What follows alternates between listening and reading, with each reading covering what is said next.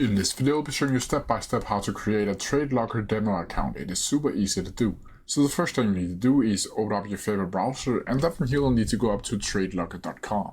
Once from here, it should be looking something like this.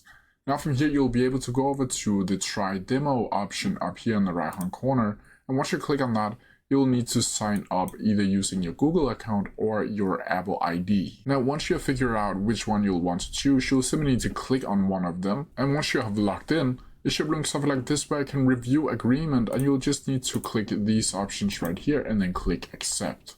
Once from here, you'll be able to see this page right here, and this is essentially your demo account where you can start trading using demo money, as you can see down here in the left hand corner.